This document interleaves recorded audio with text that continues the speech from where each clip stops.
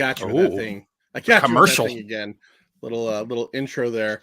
It's us. It's the Pint. Scary Larry's House of Horrors.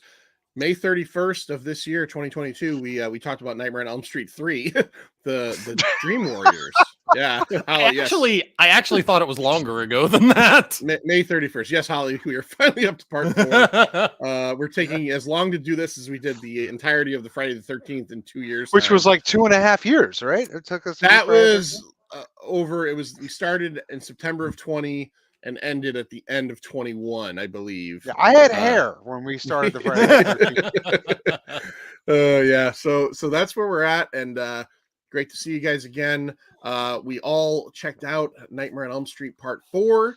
Stu, before we start, I know you have your notebook, and I want to get in on it right off the bat. Hello to Chris, under the pseudonym of Virginia, his wife. I know, guys, everything real quick. So Facebook, this is a funny story. Facebook, 2 years ago. Hi, Freddie. Hi, Stuff Freddie. 2 years ago on Facebook, I posted a picture that was getting shared around of our former commander-in-chief, and he was kind of naked getting a spray tan, supposedly. I reposted it, and I got a warning 2 years ago on Facebook for that. And I don't know if I got in trouble for it or not at that point. This is during the pandemic. Earlier this year, out of nowhere, I go on Facebook one day, and it says I've done something that's violated their standards. I go into what it is, and it's that picture, which I have not posted for 2 years. So I fought it, and I said, no, I already paid the price for this. I can't go to jail. This is double jeopardy. It's called right? double jeopardy, yeah. Double jeopardy. It's in the Constitution. Can't go to jail for this 2 times in a row. Nope. I did it. I did my time, whatever. About 3 weeks ago, I got another warning. I was at work. I get another warning on my lunch break, and I go and I look at it, and it's the same fucking thing.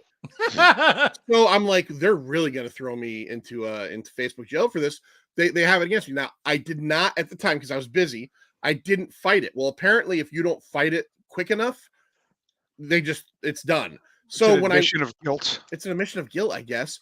Which is funny because if you go into the history, it shows you the one from September, and it says you were found, whatever, like you did not, this was not an actual problem. So I went to go do this, part 4, and it said, this user cannot go on Facebook Live. The Pint page, because I run it and because I did a terrible thing. So yeah, I know. You're a real piece of shit, apparently. Yeah, you're all over Zuckerberg's radar, man. I think it's because ever since you were racist against British people in the remember when he got kicked out of the watch party? Yeah. Multiple times. Yeah. One time was for being racist against British people.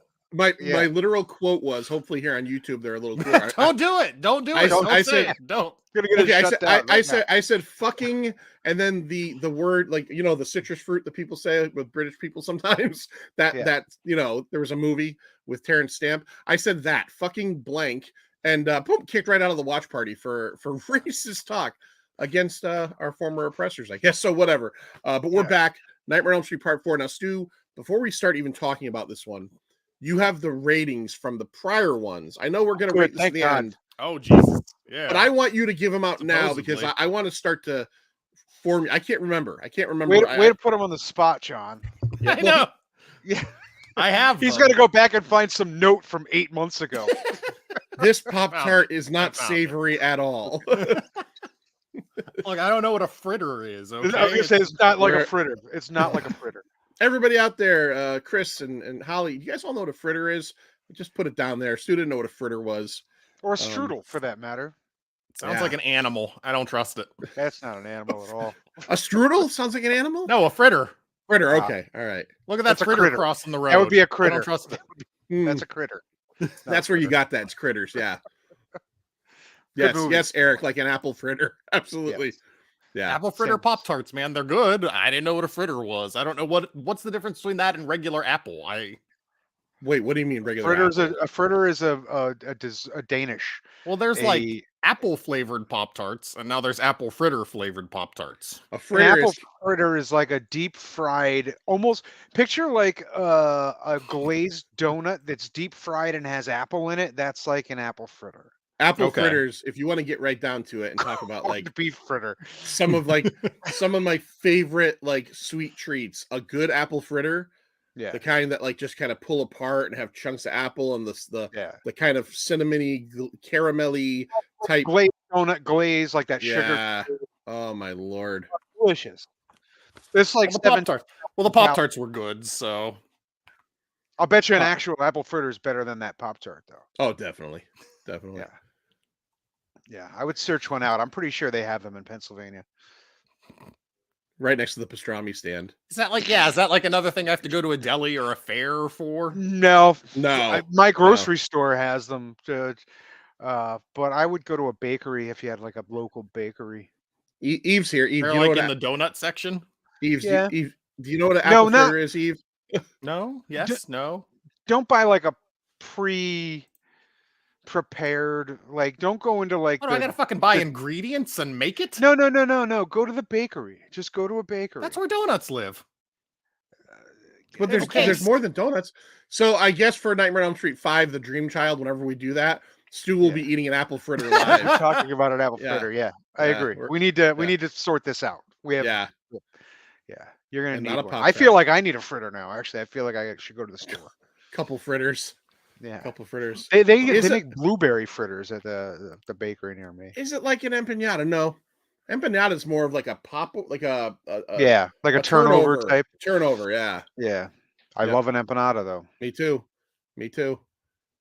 I do. Yeah, gluten free, but no, I don't know if apple fritters are going to be Fritter Prince Jr. All right, Yeah. so Nightmare on Elm Street 1, Nightmare on Elm Street 2, Freddy's Revenge, and the overrated as fuck Nightmare on Elm Street 3, The Dream Warriors. Dream Warriors. Don't wanna dream no more. What do we got for scores, Stu? For part 1, all 3 of us gave it 4.5. Yeah. For part 2, I gave it a 2.0. John gave it a 3.25. Larry gave it a 4. You guys are fucking hipsters, man. Giving Love that movie it. a higher score than It's a Dream great- Warriors. That's hipster nonsense. Let's be very clear so far in our rewatch or watch of this is that 1 and 2. 1 is classic, 2 is very, very good, and then it's Zany. kind of zany. It's kind of Zany. a diminishing returns type of thing from here on out, I think. And I still maintain that 2 so far has the scariest Freddy. Oh, yeah. Scariest looking. Oh yeah, Freddy. definitely Those scariest big, looking. Yeah, dark fucking pupils and like he that's, looked to me, more still the burnt scariest. than special effect Yeah. rubber makeup. When he rips his Yeah. fucking head apart, Yeah. he's got the brain pulsating, and then when he starts killing all those kids at the poolside. So what did we get? And also 2 had the biggest piece of shit dad until the one we're about to talk about. yeah. And then for Dream Warriors, I gave it a 4. John gave it a 2.75, and Larry gave it 2.5. Yeah, that movie is not good. Man, I had not seen it in so long, and I remember liking it as a kid. Hipster And- nonsense. Yeah, you're not going to want to hear my review of this one at the end because it's going to bother the shit out of some people, I think. But Patrick, right? Who's not with us tonight because Yeah, he's working, but is Patrick working? Shit. he is working. Shit, But he shit. said, I think he said this is his favorite of the series. All right. Well, we'll get to that. All right. So, A Nightmare on Elm Street 4: The Dream Master came out on August 19th. August 19th, 1988. We don't get a Dokken song, but we do get the Vinnie Vincent Invasion. That's like their like cheesy glam metal band in this one. Vinnie Vincent from where, John? Bridgeport, Connecticut. From my hometown. Your hometown. That's right. That's right. So budget on this was 6.5 million, and it made 49.4 in the US. It was until Freddy vs. Jason in 2003 the highest grossing Nightmare on Elm Street film to that point. So pretty interesting. Directed by Rennie Harlan. We all know Rennie Harlan, right? Die Hard 2, Deep Blue Sea. He married Gina Davis. They made Cutthroat Island, and he has done very little. I mean, he's still out there, but his kind of career was a little bit upended. The original story. Now, Robert Shea, I was reading about this, said that whenever they would come up with a new Nightmare or a new film coming out, they would immediately go, and we talked about this in the last one. They would go to Wes Craven first and say, "Do you want to do this? Do you want to write this or direct this?" And Wes Craven said, "Sure, I have an idea." His idea was time travel through dreaming. Okay. Oh, okay. And Robert Shea's quote was, "It was an illogical concept." It's your kids, Marty. Yeah, like it's illogical. We're already so hard into logic in this series, but a logical concept. Okay, so they bring in a guy named William Kotzwinkle, real name, novelist. He wrote a couple books, Dr. Rat, that sounds terrible, and Jack in the Box. He came up with the idea of the Dream Master because Robert Shea wanted to continue the idea of the Dream Warriors, the whole kind of superheroics and the powers. He wanted to continue that. So he comes up with the idea of the Dream Master where one character can do all of this stuff. Brian Helgeland comes in. Brian Helgeland wrote Highway to Hell, a movie we did over on the Patreon. And he wrote 976 Evil, which was Robert Englund's directorial debut. Yeah. Robert Englund said, this guy's pretty good. Let's get him to write it. He proves to be pretty good because way after this stuff, he wrote LA Confidential. He wrote Mystic River. He's done some pretty big things. I've never seen it, but it's very popular. What is the Heath Ledger night movie with the a Knight's Knight's Tale? He wrote Knight's Tale. Yeah. Yeah, he wrote and I think directed A Knight's Tale. So he's got some pretty interesting stuff going on there too. Cutthroat Poopy. Yeah, absolutely right. That people are not fans of that movie. So then the screenplay is credited to Helgeland, and then they brought in Jim and Ken Wheat. Thank God. A couple of brothers. The Wheat family. The Wheat family came in. Do you think Sam Wheat was the third brother until he got killed in Ghost by Willie Lomax? Yes, it was Sam Wheat right after he did Pottery and made love to Demi Moore with a short haircut. Those guys wrote The Fly 2, Electric Boogaloo, and Pitch Black, the first of the Riddick films. People love that. I saw that in theater and I hated it. I saw the theater. I hate everything. Again. I don't hate everything. My wife loves it, but my wife is in love with Vin Diesel, and I think it's because of that movie. Yeah, I remember when you visited me, I was blown away when she said that. I was like, I thought she was kidding at first because you don't hear that from many people, and I was like, no, she's serious. She's entranced by Vin Diesel. She loves Vin Diesel, man. She also had one of the. We won't get into it here, but if you ever want to reach out to Amanda on Facebook, maybe ask her about her one-time job opportunity. That just sounds like a goddamn horror movie nightmare. But yeah, ask her about that. I forgot about that. I think I blocked it out actually. let's just say the words Rape Island sound like they're pretty succinct for that. All right, starring in this one, Robert Englund as Freddy Krueger. First time he is top billed. First time. And this is really, right? This is really the beginning, this movie, of the like super funny-ish Freddy, right? Like they kind of even admitted like that they kind of abandoned like all the horror pretense. Like they were just going for more of a humorous kind of vibe, which they do attain here. You know him from besides the Nightmare on Elm Street films. You know him from V. He was Willie, if you remember that. And Stranger Things. This last season. Lisa Wilcox plays Alice. She's kind of the new final girl in this. Basically 80s TV shows. MacGyver, Murder, She Wrote. Danny Hassel plays Dan. Dan is what, Larry? He's a real Hassel? He's a world-class hunk. World-class hunk. Is what he is. Major League hunk. Yeah. Major League hunk. Tuesday night. No, he is a good-looking guy. Let's not fuck around. He's a good-looking guy. Absolutely. And you know what? I don't want to interrupt, but he's one of the very few jocks in an 80s film that's actually a good guy. He's not like you see a jock in an 80s film, and you're like, all right, this guy's gonna be like ramming Kurt Kelly from Heathers, or he's gonna be some kind of a fucking raging douchebag. One of the fucking Revenge of the Nerds fucking alphas, like. But he turns out to be exactly. But he's actually a good guy, and you're like, wow, they made a jock a good guy in a movie. So kudos to them. They do a couple things in this one that are a little different than most like film tropes. Is they make Dan the jock a good guy, and they actually make the brother and sister, Alice and her brother, like good brother and sister. Like they're not like antagonistic towards each other. Right. They seem to get along. There's no Cruel Intentions vibe. No, we don't get that. Sorry, I love that movie. Well, thankfully we don't get that. Tuesday night comes in and takes over for Patricia Arquette. Does she though? Several different reasons given. Patricia Arquette, people have said that she didn't want to be typecast as a horror actress.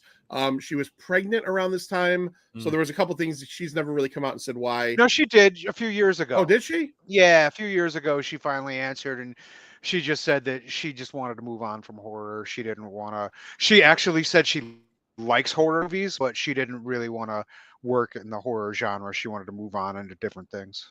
Right. So Tuesday night was in Wes Craven's New Nightmare apparently, and the fan. Really? The I will be excited to see that one because I don't remember that at all. There's several people I think that pop back in that one playing themselves. And yeah, Langenkamp's in that one, right? Like that's like but she's like the star of it, isn't she? Yeah. I've never seen it, so I'm gonna be shocked no matter what happens. I'm shocked. Jake Ryan, 80s Everlasting Hunk. My favorite scene in 16 Candles, my single favorite scene in that movie is after the party's over and Jake Ryan's going through his house and there's like a pizza on the fucking record player. And then just destroyed his house. You get that little like that piano noise and you see the eye under the eyeball. table. Yeah. And when he clears the table off, it's Anthony Michael Hall just going, funniest fucking scene in that movie. I love that movie. And Holly is correct until the rape. But whatever. Yeah, you're right. Yeah. You're right. Linnea makes an appearance in this. Linnea Quigley is one of the voices, I believe, in the Souls at the end, right? She's one of the Souls. Yeah, she's not in the pizza, in Freddy's body when they're breaking out. Like you see like a female face poke out, that's her, and then you see some boobs. Of course, the boobs are hers because her boobs were a big part of 80s horror. So why not put them in this movie? What is it from Return of the Living Dead? Trash is naked again. Yeah. Trash took her clothes off again. Real quick, kind of the connection there too is she was married to Screamin' Mad George, who on the Society episode we talked about did the effects for that. Well, he did the effects for this too, specifically the cockroach scene. And I gotta say, whether you like this movie or not, the effects in this movie are fucking awesome. Like they're like front to back, everything looks really great in this film. We'll talk about that in a little bit. Tuesday Night takes over the role of Kristen, the heroine from the last movie. She sings the opening song of the movie. It's called Nightmare. That's her. She apparently was I guess trying to be a pop star at that time. A couple other people that come back. Ken Sagoes plays what was his name? Kincaid. He was in Project X and very recently, or in the last 20 years, Intolerable Cruelty. Andreas Jones played Rick. He was the brother. Good Morning Miss Bliss. He was a bully in one episode, which became what, Larry? Saved by the Bell. And Alien Nation, the TV show. Rodney Eastman comes back as Joey. This time he's not deaf or mute, but he still has a hard-on for babes. Joey loves babes. I was just watching. I was like, hold on, he can talk now. Like no explanation. No. He's just talking. I'm like, I remember he talked in the dreams. Like that was like, he could talk in dreams. Power, I was right? Like, yeah. I was like, but this is real life. Yeah, he did like Banshee screaming in the dreams. He doesn't even show a little bit of that here. He just dies effortlessly. Yeah, it seems like this is supposed to be like a year after Dream Warriors. And you would think even if like these kids got together and vanquished Freddy and Dream Warriors, like you would think that the hospital staff wouldn't believe that. So like, how did they get out so fast? Yeah, they're all out.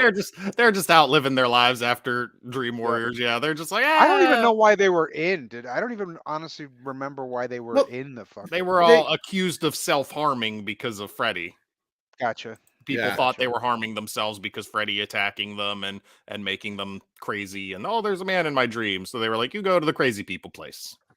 Holly has one of my notes. Rodney Eastman, who played Joey, was in Mobsters. If you remember that was in the early 90s. I do remember that. Was that Christian Slater? It was like Young Guns, but in the 20s. Yeah, it was bad. It was not. And a also good movie. The remake of I Spit on Your Grave. Brooke Theiss plays Debbie.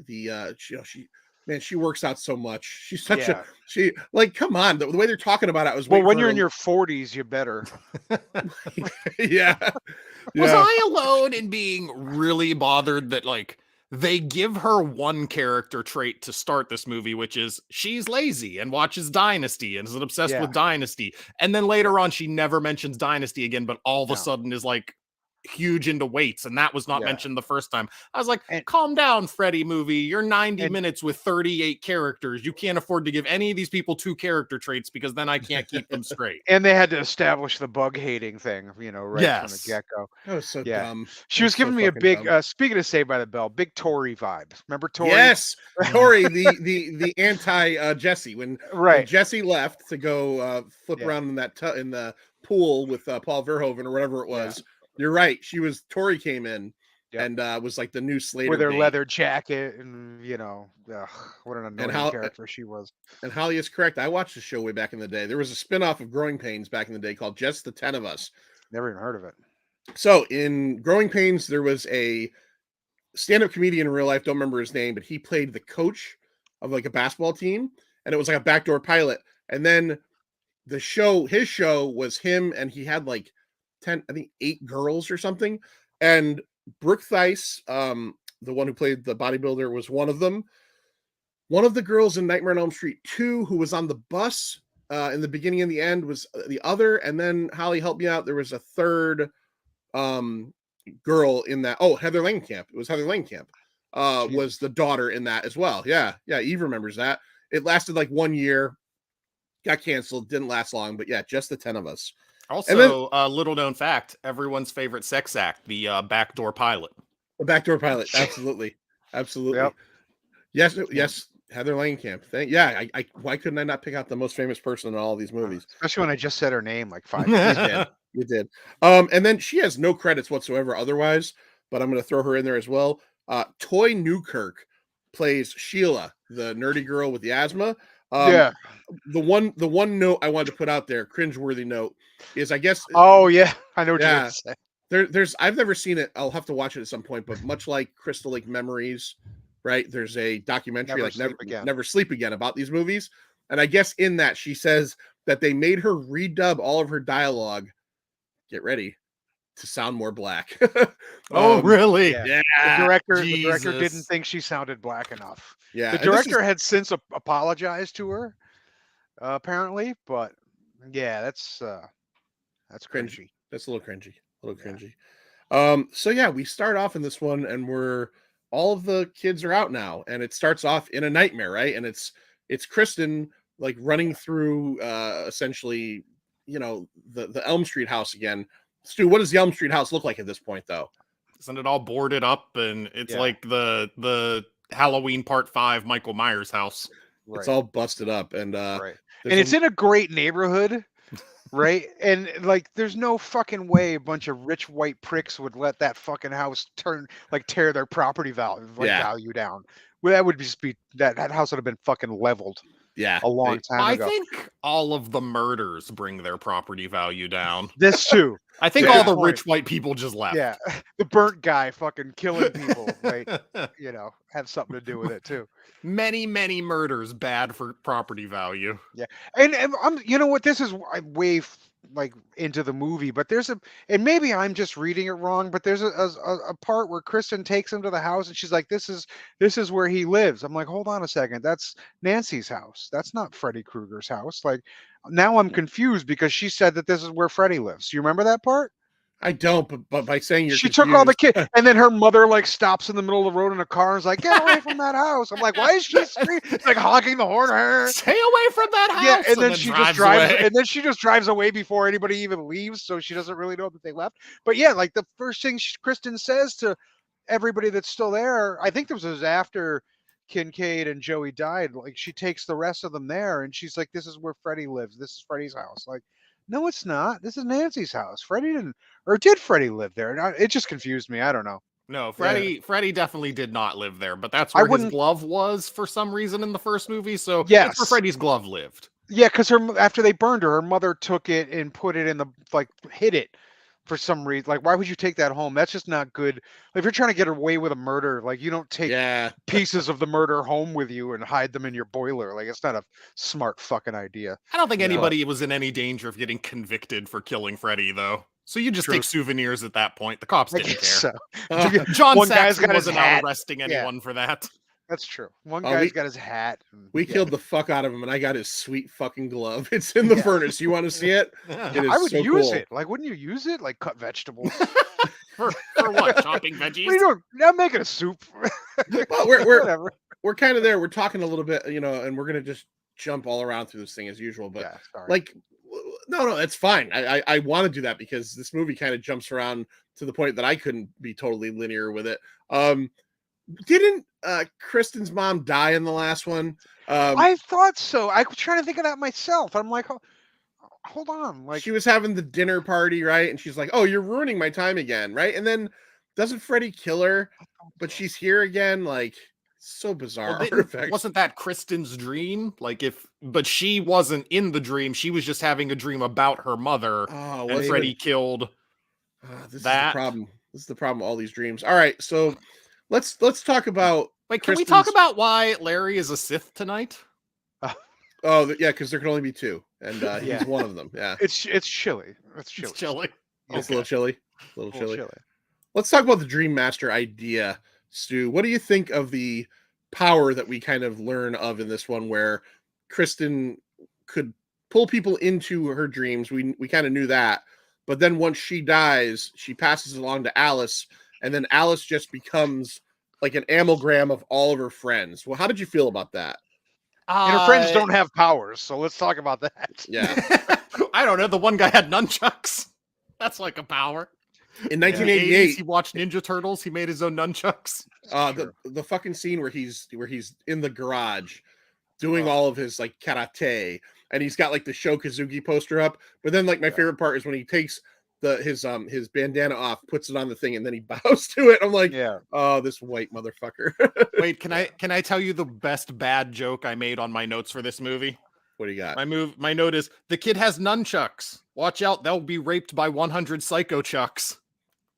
Oh, I get you. I get you. I see what you did there. See, yeah. That's the next movie. We'll talk about it in the next movie. I don't know why I was so happy about that. It made me happier than anything that happened in this movie.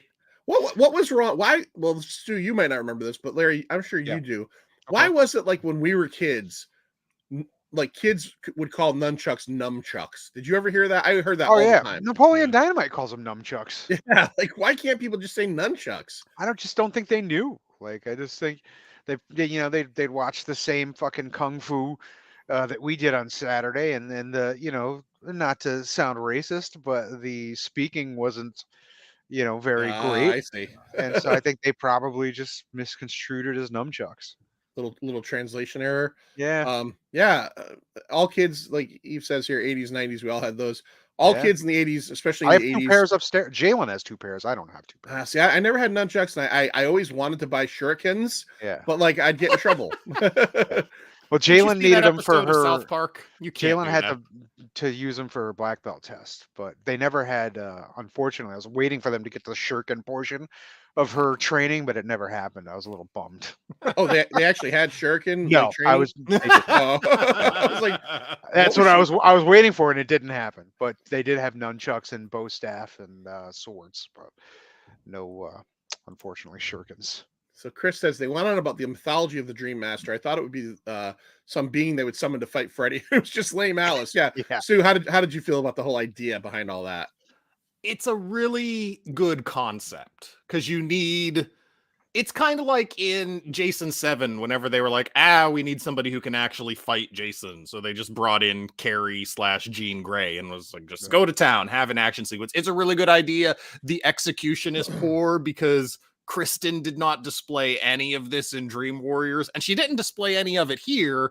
And then, like Larry said, none of Alice's friends who die have any powers. So what powers are she getting? Right. And the whole thing was, first of all, she's an asshole for fucking pulling her fucking friends into these dreams. Like, that's just a fucking douche move. Like, it's all over. These fucking kids don't want any fucking part of it. Stop pulling Roland and fucking Joey into your goddamn dreams. And then she gets them killed. But this is what really bothered me. Like, Freddy was after the Elm Street kids, and the 3 of them were the last of the Elm Street kids. So if Alice just shut the fuck up and died, not Alice, Kristen, if she just shut the fuck up and died, it would have been over. Well, you think so? He's got a murder boner. He's not going to stop. But he can't get to the other ones. He can only get to the fucking Elm Street kids. That's why he needed her to keep pulling people in. Once Kristen gave Alice her fucking powers, Alice started fucking pulling her friends in, and he's like, you need to bring me more. it was only because Freddy couldn't go after other regular people at that point. Oh yeah, Only go after the Elm Street kids. But this asshole fucking here, take my powers. Why? Just die. Shut up. Burn. Sorry. Rude, but if she had just fucking died, it would have been fucking over. That's it. Done deal, pal. I mean, maybe Alice would have gotten killed because Kristen had brought her in, but then it would have been over. But no, then Alice had to start fucking dragging people into the fucking dream. She drags the fucking the dog into the dream. Yeah. It's like Kirsten's like get a hold of your power or fucking go see Professor X. Like someone. Oh yeah, we gotta go back and talk about the whole reincarnation of Freddy and how he came back to life. We need to. We can't gloss over how he fucking came back to life. No, we won't gloss that over. We'll go back. Okay, so essentially, it just starts off with Kirsten's in a dream, and all kinds of crazy shit's happening in the Elm Street house. And when she gets up, she basically tells Kincaid and Joey that he's back, right? Like he's back. He's coming for us. And they're like, no, he's not. No, we killed him. We buried him in consecrated ground. But what we didn't realize is once we go back into a dream again a little bit later on, and she accidentally pulls Kincaid's dog. By the way, did you guys catch the name of the dog? Jason. Oh yeah. Jason, I did start watching it and then I forgot. Which is just as weird as naming your dog Bob. Yeah. Here's my dog Bob. Or Steve. Here's my dog Steven. I have a cat named Steven. Well, that's not surprising at all. So not a surprise. At least you offset it by having a cat named Nuke. So true. At least that offset. Eve, you're right. She did get them all killed.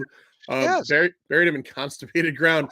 The movie could have been over in fucking 15 minutes if she had just not given Alice her powers. Movie over. So one of the producers of this film, her name is she directed, I think, the 6th one we'll talk about soon, Rachel Talalay.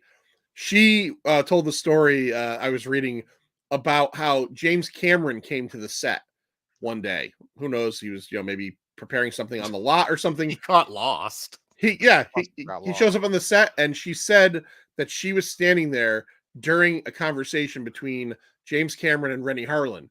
And he said, James Cameron said, so like, how do you, he died in the last one. How do you bring Freddy back in this one? And she said she had to laugh because she couldn't gauge his reaction when Rennie Harlan said, Larry, how does he get brought back in this one? Dog's going to pee on the ground and he'll come back to life. Fire. A dog is going to piss fire on his bones. Yeah. And he's going to reanimate. And she said James Cameron was just like, all right, I gotta go. All right, I gotta go. It was good seeing you guys. Good luck with Die Hard 2 or whatever the fuck it is you're doing next. I've got a movie about a ship I gotta make. Yeah. Yeah. You guys ever hear of the Titanic? What do you think of blue people plugging their tails into things? And I just saw the second one. We'll talk about that another time. I want to ask you real quick about that. Yeah. Did you guys go see that at like 9 a.m. or something? It was 10. 10. Yeah, because we had something to do that later that night. So because they only run the 3D IMAX like a few times a day. So it was either 10 o'clock or like 2 o'clock, and it would have made it too late to do the 2 o'clock. So we had to do the 10 a.m. So another real quick question about the whole thing. Were you a fan of Avatar? As a spectacle, yes. I think it looked amazing in 3D IMAX, but as a movie, there's nothing special. Well, I'm talking about the original. Same thing. Okay, so this one, same thing for you, more spectacle. Yeah, because looks fantastic. It's fun. It's like, I mean, I wouldn't watch it if it wasn't, because just to see all that in 3D IMAX is fucking bananas. Like, it's crazy. It was the same thing with the first one. The first one, it's no fantastic, groundbreaking story. It's the same, kind of story that's in any other movie. It's just a spectacle, and that's the same that this was. Yeah, I was listening to a podcast this week, and I listened to a couple that reviewed it. And normally, the shows I would think the people would be a little bit more negative, and they liked it a lot, and they were all pretty positive on it. But one of them said something that I had never thought of before, because everybody always goes to Fern Gully and says, "Oh, it's just Fern Gully." I've never seen Fern Gully, but I get the concept. You know what the other one said? It's Dances with Wolves. Yeah, that's the other one. It gets I'd referenced as a never lot. heard yeah. that before. Oh, but really? It makes sense. Yeah. I've seen so many like dances with Smurfs and See, that's I've what never people heard that call it. one. It's always Fern Gully. But then, yeah, because Dancing with Wolves, he starts off, he's hurt, all that, and he ends up siding with the natives. And all right, well, that was just, I was curious. What time did you get out? About 4:35, 6? Some fucking something like that. I think I'm Yeah. still there. You're still Yeah, it's still going. No, it's a long fucking. It was like 3.5 hours. A long fucking. Yeah. All Long right. movie. So Did it need to be? No. No. I hear the last like 45 minutes. So like the action bit is crazy. Yeah, the action's fucking. The action. There's tons of fucking action, tons of fighting, and like I said, it's glorious to behold. It really is. It's a marvel. But that doesn't mean that the plot is great. No, James or- Cameron hates those. It's Yeah, definitely not that. Yeah. So he true. says, Yeah, why did he I have to get be in a junk car lot? Well, I think that's because that's where he got killed in the last one, right? Yeah. That's where they finally corner him and Well, that's kill where him.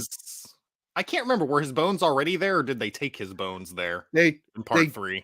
his bones might have been there. I don't know. But I thought they that's definitely where John Saxon buried him to begin with. That's why John Saxon was with them and he was like, "Oh, I know where his bones are." that's definitely where Bill Maher does the holy water on him, Yeah. right? Yeah. And finishes him off. But yeah, so either he was already there or was he in a car? Were his bones hidden in a car? I thought so.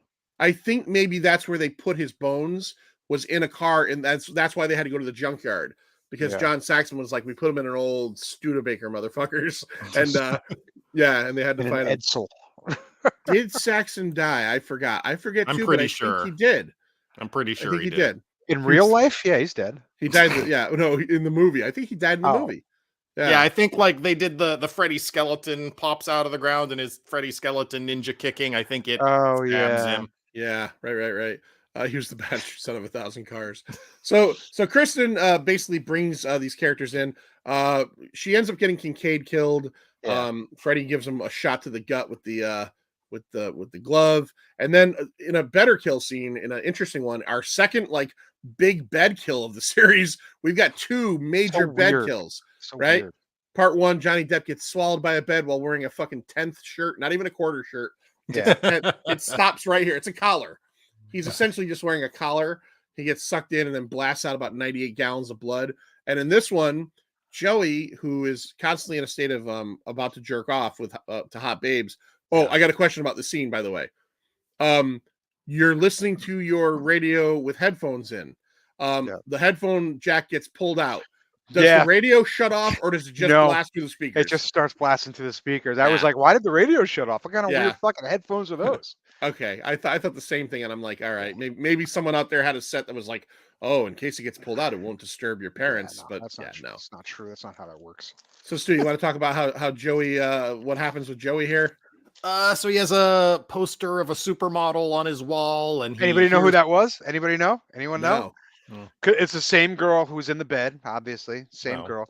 That was I was like, that's not a surprise. She was a Playboy playmate, of course. But more importantly, she was in Hard Ticket to Hawaii, Savage Beach. She was like the main cop girl from those Andy Sidaris movies. Oh, okay. I love Hard Ticket to Hawaii. I love that you movie. do. It's a fucking good one. The fucking toilet snake. One of the greatest endings to any movie ever. A toilet snake.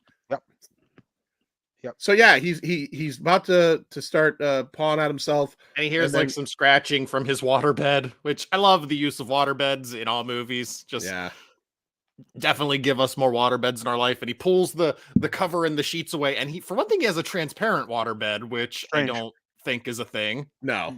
And because you don't want to see the color of that water after you've been on the waterbed for a while, and the hot girl is just naked there floating in the water. Yep. And which I don't know what his end game is at that point. Like, she's clearly a mermaid or something. She breathes water. What are you going to do there, guy? It's not like he starts cutting the waterbed open. He's just kind of like, oh, hi. Yeah. Well, he's going to figure out how to get her out of there. But Hey, she gets out first. It's Freddy and traps him under it. His mom comes in to clean up his crunchy sock filled room. And it is a great visual when she pulls the sheets off the bed and he's just like fucking floated to the top there. Real quick question for everybody in the in the audience as well. You guys, did you guys ever sleep on a waterbed? What a fucking Yes. nightmare! What That's a awful. fucking night, Lindsay. When we were Forget first, sleeping. Did you ever fuck on a waterbed? I honestly no. I honestly Yeah, have no, not. it like it just jams the whole rhythm up. Like it's just I not. couldn't imagine how you can't- could. It's I not. couldn't- It's not easy. It's like any position you can think of. Like it's all very because then like if you're on top, you start to like fall over. There's no Like the stability. whole, yeah, exactly. It's like and There's like no I said, stability. you can't get any rhythm going because everything's just all like. It's all Yeah. very, sorry about the When- visual there, but it's just trust me, it's all very. No, bizarre. I've got it right up here. I've got it right up Yeah, here. it doesn't work. It's not a good. It's not a good. I mean, Yeah. maybe some people can, but I don't have that kind of talent, I guess. Well, when I first started dating Lindsay and she still lived at home, her parents would after a year or so, her parents were cool if I slept over, but no funny business. I'm not, Yeah. No funny business. no funny business, but No like on a- hanky panky. no hanky I was panky, gonna say no hanky panky. no hanky panky there because because we were at their It's house. just it's just rude. But I will tell you this: I had never slept on a waterbed before, Yeah. and I always, as a kid, thought that sounds awesome. And Yeah. the first time I got in her great. bed, I went, "This is the worst fucking thing ever." And every time I would sleep over her house, I would end up waking up like kind of like tilted to the side and sunk In that like in, Yeah. in the in, like, crevice. in the In the crevice. crevice. And then Yeah. I would have a headache. I'd have a sinus fucking headache. I'd have a nosebleed at some point. My fucking eyes would be like rolling in my head. And Chris is absolutely right. I ride the wave. Chris is absolutely right. Yeah, funny business, absolutely. There is a reason waterbeds are gone. Are they gone? Did they stop I with don't know waterbeds? anybody who. I'm sure you can still get one. I'm sure But you could, but I don't. it's You'd not- have to go to like a specialty Yeah. realtor. Like you're not walking into Yeah, quality you could value still get a furniture. you could still get a DeLorean too, but it's Yeah. not going to be easy. It ain't going Stu- to be easy. Stu, you said you did. Did you have a waterbed or was this Yeah, like I that? did. I had a waterbed like in my teen years. Did you like it? They are not ideal when you also own cats. Oh, yeah. Okay. Yeah, they are not. It's not a good Yeah. idea. You spent a lot of time tire patching your Yeah. Yeah, a lot of Tire duct patching. tape involved. A lot Yeah. Holy shit! of like that didn't guy think- I who didn't even think smacks of the that. thing on the side of the tank to stop Yeah. water from coming out. That's what I needed. What the fuck is Waterbed that? is- Flex Seal. Flex Seal. That's what it was. Flex seal. Yeah, I can make a boat out of a screen door. Waterbed greater than an air mattress. I've never slept on an air mattress. I have, and it's not. I mean, it's. I don't know. It's not comfortable either. But You know what's another fuck show to sleep on? We'll get back to Nightmare on Elm Street real quick. A A hammock. bed of nails. Have you ever tried to sleep in a hammock? sleep Now, now. maybe I'm speaking of or take a nap or something. When we first bought my house years ago, a friend had bought a hammock for us and put it between two trees, and as one does. as one does. But I'll tell you, I could get in the thing, but then once I was in it, it was just like I live in this hammock now. You know, that's funny you say that. I've been in a hammock just very few times in my life because I don't like to do anything outdoors related. Nothing. But now that you say that, and this is funny because I actually just bought Jen a hammock for Christmas, but I remember now like having a really hard time getting out, and I just had to roll out onto the ground. Like I literally just like tilted myself and fell it. onto the ground. Like That's it. Same thing with like ice skating. I was always skated really well and I skate fast, but I can't stop. I just got to slam into the wall. Yeah, And it's kind of the same thing with the hammock. Like I can't get it. I just got to fucking roll out onto the ground. yeah. Same thing. I remember the few times I used it. I have like a day off. I'd mow the lawn, and I'm like, you know what? I'm gonna get in that hammock. I'm gonna read a couple comics, and then I'm gonna take a little nap, and then I'll go inside when my wife gets home or dinner time or whatever. And I just started to realize that it was all very enjoyable until I had to fucking bail. And by bailing, it's exactly what you said. I'd have to swing myself hard enough to throw myself out of the thing and hope that I didn't break my kneecaps or my face or any I of that don't good stuff. remember having a hard time getting out of them. You just kind of threw You're your also not legs over fat. the You're also side. not And fat. Yeah, Stu, you're also a normal sized gentleman. Larry but and I I distinctly remember having a very hard time getting on. Like you can't do it gracefully. You're there and you got to like one leg up. Yeah, yeah, kind of. You it's gotta not hold on graceful. to both. You gotta like. Yeah, like, there's no pull graceful yourself. way to get onto one. No, I don't. Yeah. You think look so. like an idiot. No funny business in a hammock. No. Yeah, I've never even considered that. Like No. that's just. No, if you could fuck in a hammock, you probably are Olympic level. Yeah. You're probably ready for the Which sex Jason Olympics. movie is that? Was There's there somebody's fucking. Yes, you're right. Was that Yeah. two? I think that was It's no, that was is one. it I the think it was one. handstand guy. It's the Ask handstand Holly. guy who Holly gets. knows. Holly knows. There was definitely two dudes, a dude and a girl fucking in a hammock, and one of Yeah, them. it I was think it was the the. first one. I'm pretty sure it's the guy who gets like split while he's in the handstand, but I suddenly can't remember which movie that is. That's 3. That's 3. That's 3. Yeah. Yeah, there's definitely some. Yeah, she said 3. There's definitely some hammock sex. Yeah. Yeah. I Because feel like 3's I need also some. I need some fig Newtons. a couple newts. Couple newts. Yeah. All right. So we lost a couple of the Elm Street kids, and now Kirsten basically comes out and is starting to tell her other friends that this is happening. Right. Very milk. Is this around the time when she pretends to smoke a cigarette? Yeah. Yeah. I was very, very upset by this scene. That was Very really upset. stupid. Did she smoke in 3? That character? I don't know, but all I know is, listen, The I other understand. character did. I understand Yeah, if, the as a other one. human, you don't want to smoke cigarettes. I get it. I get it. You know, not everybody wants to smoke cigarettes. There's just some things you got to do for a movie. Yeah. All right. And at least you don't have to inhale. You can pretend, but you got to light the fucking thing.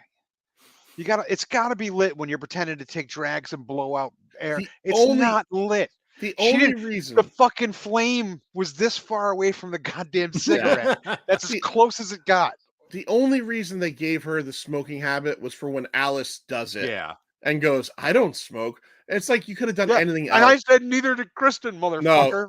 No. Yeah. You should have just had like Kristen just picks her nose and Alice is like, anything. I don't pick my nose. No, Patrick. Anything. I was so angry. It's not a deep dive analysis. We just talked about fucking on waterbeds for 10 minutes. So it's just, it's our usual hijinks, Patrick. Good to see you, by the way. So here's another person in this. We talked about the douchebag or the not douchebag jock, Dan, nice guy. I got excited because the guy who spent the whole summer in the bathroom in summer school shows up as a douchebag jock and then never shows up again. No. I like that guy. Yeah, he was also Stonehands, the wide receiver in Necessary Roughness. Yes, he was also. We're doing Van Damuary right now, and we just recorded Universal Soldier, and he's in the beginning of that as well. So yeah, this guy shows up a lot and stuff, and I was like, oh man, I was hoping he would be like a problem in this thing, but no, he's just there. He gets told off really quickly by a small asthmatic woman. That's right. Strange ass character that she is. She is a strange character. It's a weird choice. Whoever wrote that character, very weird choice. She's there. I like that whenever she bleeds onto her exam, she just kind of like smears it. Yeah. What are you accomplishing? She basically has two things going for her. She's there to be the smart one, to be an asthmatic, and then just to build that device, that sonic device to repel bugs for the Is that what Brooke that Tice was? character. I don't recall having seen that device until Alice picks it up after she dies, and I was just like, my note is literally, did Freddy leave a bomb behind? My note was like, oh, she's got a positron glider. Yeah. Earlier in the movie, Stu, she we see the scene. I don't know if you missed this, where the bodybuilder girl is going to eat her French fries and there's a bug in it, and so now we know she has a bug phobia. And then a couple scenes later, she shows it to Alice and says, I made this for what the fuck was her name? Debbie. I made this for Debbie. Donna, whatever. Yeah, Debbie. Made this for Debbie, Darcy. and it's a high frequency sound emitter. He might have also been a dead football player in Beetlejuice. Yeah, yep. Yes, he was. Good call. Who said that? That's good. Patrick. She gives it to the weightlifter in the parking lot. That's right. Yep. That's right. So now we start to get like her brother Rick is starting to believe her. Let's talk about their dad real quick, huh? Oh yeah. Apparently he pops a lot of aspirin. Yeah. What is up? Apparently with he this dad? works at the office where they just hand you booze all day. Yeah. Right? Because he just comes home drunk. He's like, I've been working for 10 hours. Working where? What kind of job is that where they're just handing you booze all day? Not just that, but like I do kind of have to be honest and not be a dick to the guy. But like when he does say like, what is this rabbit food? I gotta be honest. I'd be pissed if that little bowl was my dinner too. Like, what was that? Like, like a salad. Just give him like make him a chicken breast or something. We're But gonna make that dickhead anything. Yeah, I Yeah. guess. Yeah, it's Um, he was lucky to get the salad. Yeah, he I'd have was, fucking he punched him in the was. fucking eye. But yeah, so the terrible parents of Elm Street continue. Mhm. So that's Rick and Alice's dad. Yep. Let's see who goes Well, he next. Who dies wasn't. next. Well, I guess he Well, wasn't like Kristen- one of the Elm Street parents. in No, that no, he I just wasn't- mean like yeah. in these Okay. movies, shitty parents that they keep having here. Yeah, Kristen's the next to die, right? Right, Kristen. Mom slips her some sleeping pills. You just murdered me. Yeah, The fucking- acting in this movie. And then she's just like flailing around the room, like she grabs like a coat and like just touches her shoulder with it and then falls down. I was just like, God, this is honestly some of the worst acting I've ever fucking seen in a movie. Like it's brutal to Yeah. watch. Somebody should put up here in one of the comments, Patricia Arquette greater than Tuesday night. That's for sure. Yeah. Oh God. Yeah. Couldn't So be she, worse. So she has her dream, right? Well, first she thinks she's having a good dream because Alice told her, just think of happy thoughts and you'll have a nice dream. So she's on the beach, right? Dream And then happy things. Dream happy things. yeah, and then all of a sudden Glove Shark comes in, whatever, and the sandcastle explodes because she also ends up in quicksand. that's the He best does. part, right? Because quicksand, like I hadn't seen quicksand since Beastmaster, so I was We all, stoked. look, we've talked about this on the show before, but it's always worth bringing up. There ain't one of the three of us here that didn't grow up thinking quicksand would be a problem in our life. Huge problem. Right? Yeah. Like every TV show ever, someone ended up in quicksand. Every movie, every third movie, someone ended up in quicksand. And I'm The always fact- happy to see it. I am. Yeah. Anytime quicksand comes up in a movie, I'm like, fucking I thought yeah. I'd spend a lot more time in my life, not necessarily feeling or fearing that they were going to fall out of the sky, but like ever seeing an anvil. Yeah. yeah, that's never happened either. Yeah. Or an Yep. Acme product. No. Any kind of Acme. I've seen anvils too, and they're not always shaped like that. I've never like seen that. an anvil in real Yeah, life. I've seen an anvil before, and I think they're more blocky. It's not that usual. I think like, maybe I horn. saw one at what's that Massachusetts old Sturbridge. Sturbridge. I think maybe I Yeah. saw an anvil there. Yeah. Because I think they had an ironsmith. Is that what that's called? Wait, hold on. Did I confuse Dwayne Davis from Summer School? No. Dwayne Davis from Summer School is in this movie for one scene. Yeah. He plays a bully that says to the toy Newkirk character when she's sucking on her yeah, it's like, I'll inhaler. give you something to suck or some shit. Yeah, I'll give you something to suck on. Yeah. And yeah. And she said he had penis envy or something. She honestly had some comeback that didn't make any sense whatsoever. And that was it. That was the only time you fucking saw him. That was it. And It was not weird. to, and not to forget, in Summer School, not only was he in the bathroom the whole semester, he did the He best. got the highest score. He got the highest score. Yeah. Yeah. Swamp of Sadness. Yeah, fuck that movie. I haven't seen that in so many years. That movie bothered me as a kid. Swamp of Sadness. That's a The movie. never-ending story. Oh, okay. All right. Yeah. Yeah. Fuck Where that horse, that Good fu- for oh, you. A horse is Yeah. fucking dumb. Just I walk, horse. Just walk. I wasn't into that. I wasn't into that. As a matter of fact, Fuck you, horse. Just walk out of the magical swamp. What's your problem? to get back to quicksand for one quick minute. Forget about the nothing. Just get the fuck out of the goddamn. Not only has quicksand not proven to be a problem in my life, Yeah. but I'm not even 100% sure quicksand's a real thing.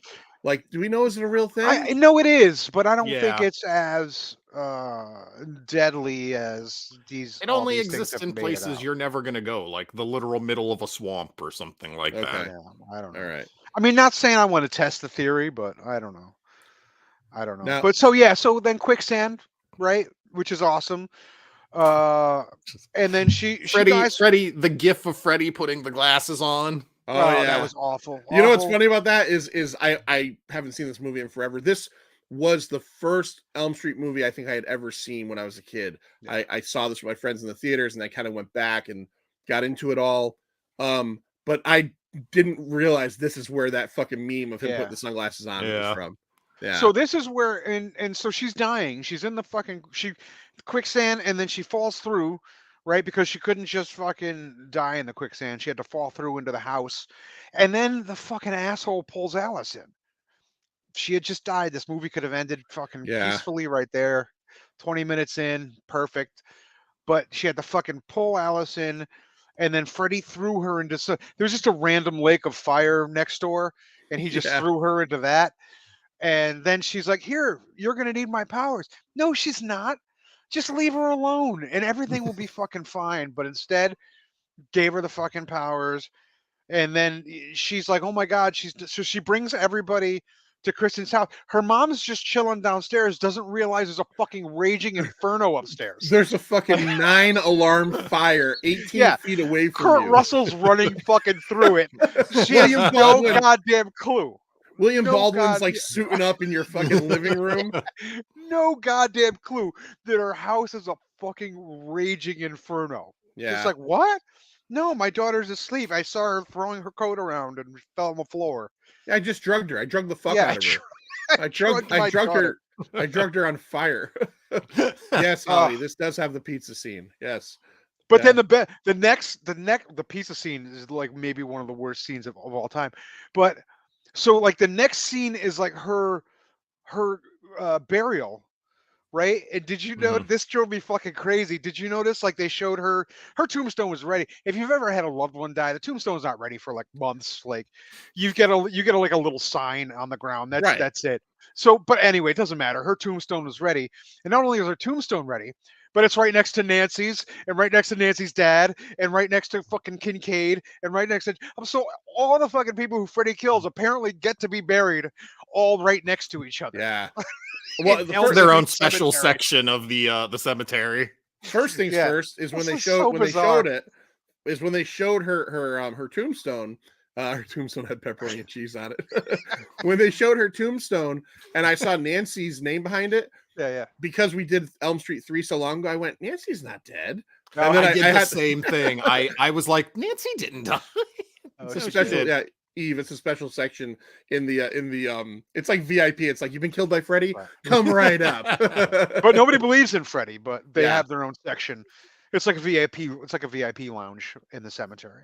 It was weird. You're right. It was weird. Yeah, I was like, what? Hold on. I had to like fucking rewind it. I'm like, yeah, they're all together. All together. So that's I think next after Kirsten is the Sheila character. She has an asthma attack in class.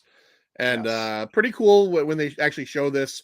She's having an asthma attack, but the way they show it is like Freddy is sucking the life out of her, and she's like all desiccated and everything. Well, apparently having the air sucked out of you like gives you cataracts in one eye. She looked like a mummy. He mummified her with his kiss.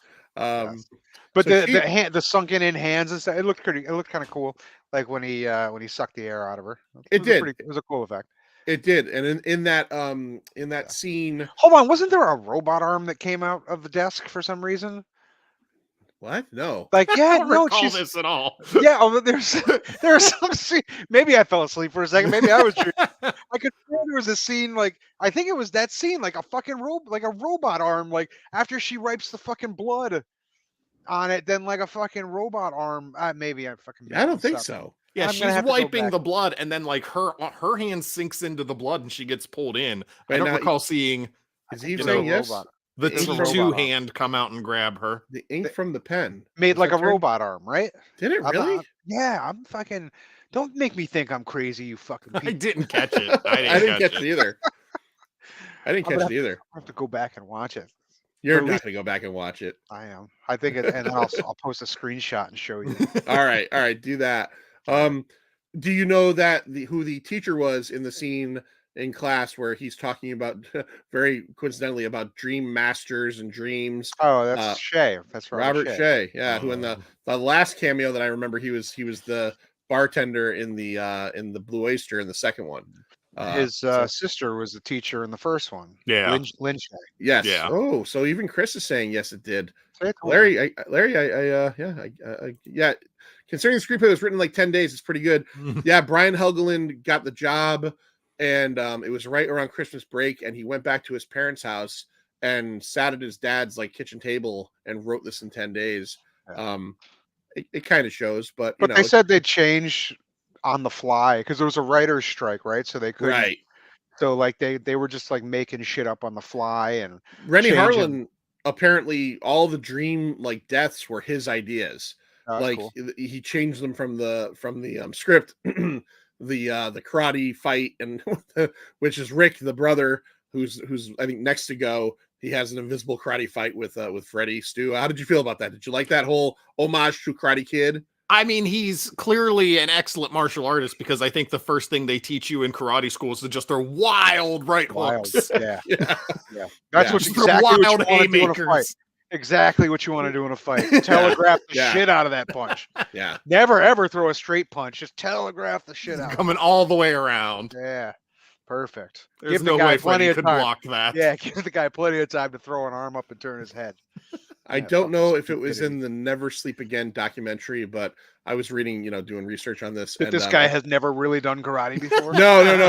Aside from that, most Yeah. of the other cast were kind of in a constant state of irritation with Tuesday Night because apparently Tuesday Night and Rennie Harlan were boning down in a hammock. Yeah. So they felt like she was getting preferential treatment. And Eve just went back and looked at it and said it is a robot arm. I don't know what the fuck happened to me during that scene. Yeah, I didn't notice that at all. All right.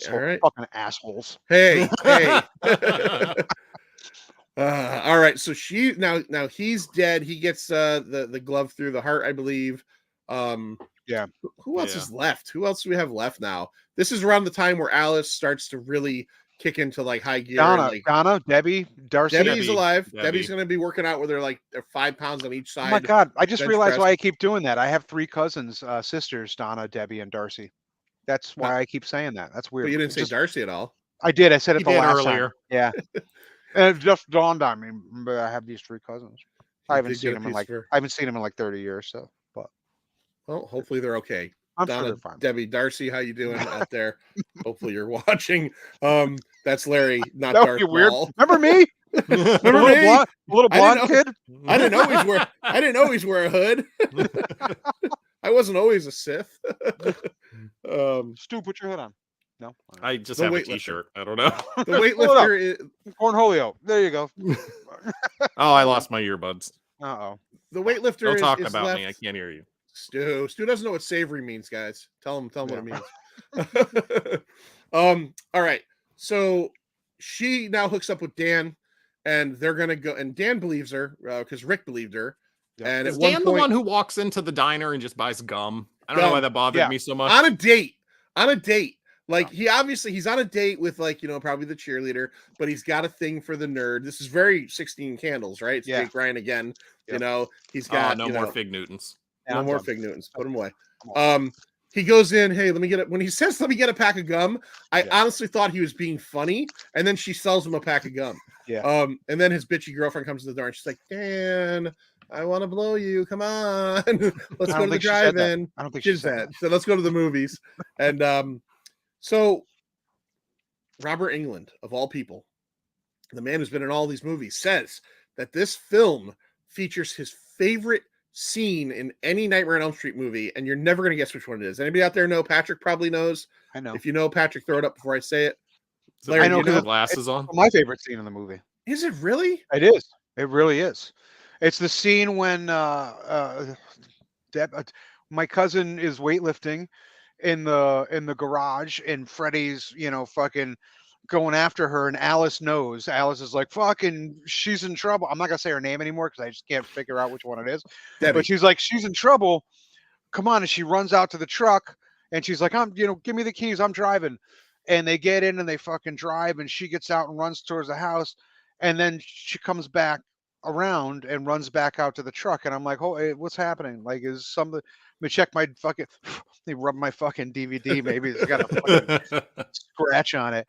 And it's that dream sequence. I think she does it like 3 or 4 times. It's before, like 5 times. Yeah. before Dan is like, didn't we just do this? Like, haven't we done this? I love that part. I thought that was fucking brilliant. I thought it was legitimately creepy, and like not in like a jump scare type way, but like holy shit, this is like a real dream. Like this is what a dream is Yeah. really like. Like you're doing the same. Like I always, when you talk about dreams, I always go back to the Mitch Hedberg joke when he's like, I hate dreams, man, because one minute I'm just laying there peacefully, and the next minute I got to build a go-kart with my ex-landlord. Like Yeah. dreams, they don't, they don't make sense. And just for that to keep happening and them to not notice it. Meanwhile, her friend is getting fucking actually killed, and she can't do a goddamn thing about it. It's Right. like when in a dream you run into something, but like you're not actually moving. You're like, what the fuck? I thought it was really, really clever and really well done. It's my favorite part of this movie by far. I like it too. I'm just surprised out of like whatever 7 or 8 movies that he picks that as his favorite. But I do like Yeah, I it. don't know if it's my favorite scene of any Nightmare, but it's my favorite scene from this movie. I do particularly like the moment, like you mentioned, where like because you think when you first see it, you think it's going to happen a bunch of times, and then somehow they're going to get knocked out of it. I like the Right. fact that they become aware of it, like where Dan's like, "Hold on one second, like Yeah. this keeps happening." So she ends up breaking them out of it by eventually after Debbie gets killed. We'll talk about that in 1 second because that's important. Is she in the? Did she fell as because she realizes that they're both asleep and that's why this is happening. Did she went? That's when she went into the movie theater, right? Like she goes into like Yes. why would you go into the movie theater to see Reefer Madness and not think you're gonna fucking fall asleep? Did you ever see Reefer Madness? No. The goddamn Mm-mm. movie from the 30s. Of course you're gonna fucking fall asleep. Does Like, don't. do people dance like this a lot in it? And Yes! it's piano, Yeah. like fast piano music. There's a lot of that, and then a lot of people saying if you take drugs, you're gonna become addicted and kill somebody. Like it's a crazy 30s fucking propaganda, anti marijuana propaganda movie. Like it's not fun. It's not funny. It's just really boring and really fucking slow. So of course she's gonna fucking fall asleep. Holly says there was a similar scene in Final Girl. I think of whenever I think of a scene like that, I think of that. I just rewatched it recently too, the John Carpenter one with Sam Neill, where the end that Oh, happens. yeah. Over and over. He's Mouth of driving through the Madness. Is that town Mouth of in Madness? the Mouth of Madness, Yeah. where he's driving through the town repeatedly, Mm-hmm. and he just can't get out because of all the crazy shenanigans. Yep.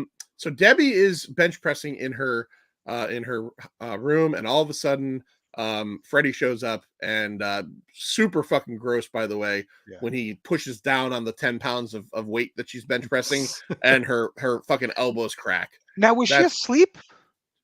Was she dreaming that? Because if so, how was Freddy? Because I mean, I like she must have been. Yeah. well, who dreams about? Because nothing dreamy was happening. She was just lifting weights. Like I don't know. I just assumed I'm trying to Alice inject was- logic. It's logic. I don't know why I'm Yeah. trying to Yeah, think I just logically. assumed Alice was dreaming and Alice pulled her Pulled her into- in. And apparently Okay. you can pull people in against their will while they're awake. I don't know.